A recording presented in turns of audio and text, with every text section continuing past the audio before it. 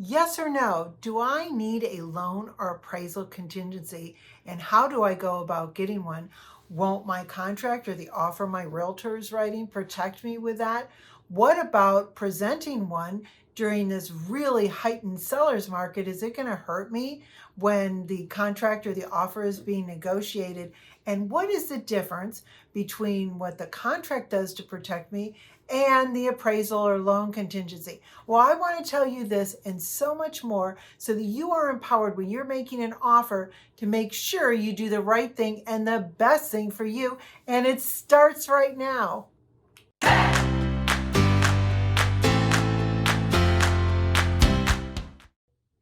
Hi, I'm Maria Wells, broker owner of Lifestyle Realty Group here on the Treasure Coast of Florida. And I want to give you information on whether you need an appraisal contingency. And I have the four things, as I mentioned, that I want to talk to you about. So, number one is, do I need a contingency? Well, it depends. Is the home that you're purchasing higher priced than any of the recent solds in the area? Because then you may want a contingency because it guarantees that you are not going to pay over the price of that was on your contract for that home.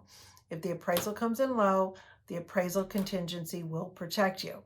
So number two, won't my contract protect me if the appraisal comes in low? Well, again, it's yes and no.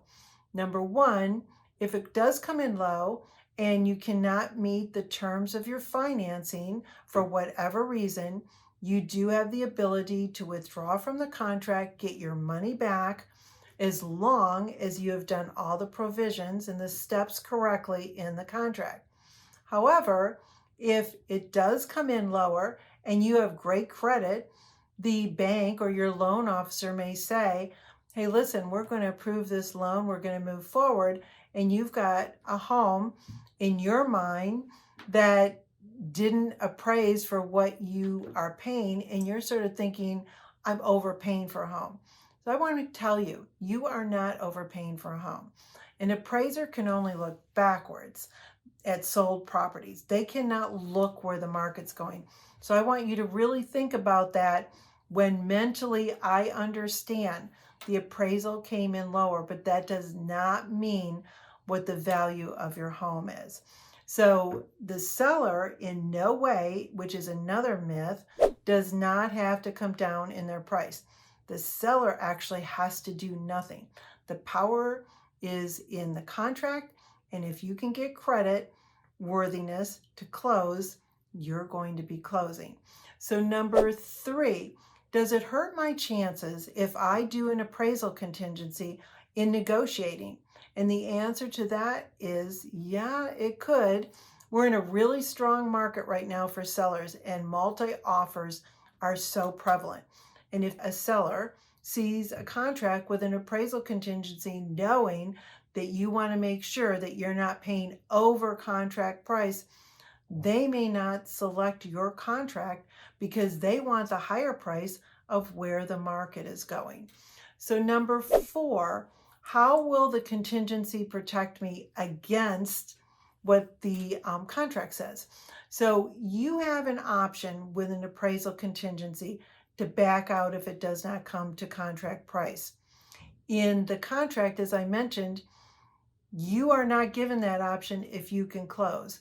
You can get out, as I mentioned, if you cannot meet the terms of the contract. So if it is important to you in your mind to think that you are not overpaying with a low appraisal, then you really need to consider an appraisal contingency.